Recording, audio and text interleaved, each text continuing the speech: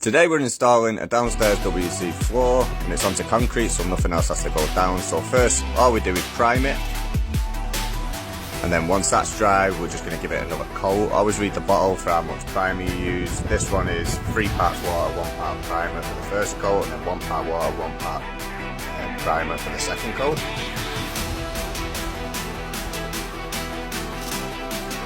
Once that's dry, we're just going to put down all the door arcs and the centre bits.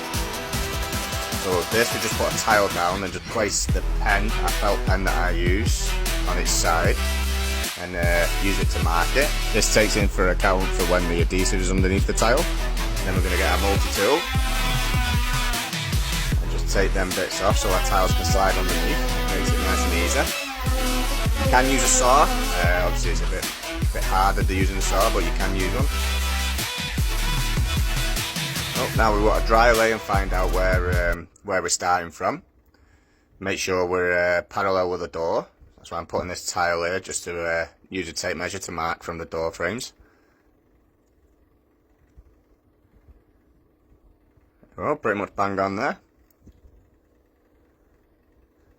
That's it. That's the floor dry laid. Now to stick, we're just going to take the rows up and just stick our way out of the room. Now I like to dry lay because we use rapid set adhesive, so obviously with the heat, the way it is at the moment, it goes off so quick. If you're getting up and cutting all the time, chances are it'll go off in the bucket. And these are tile leveling clips. These are brilliant, these little things. Yeah, they're reusable, so you put them in and just take them out as soon as it's set. And yeah, they're good for reusing.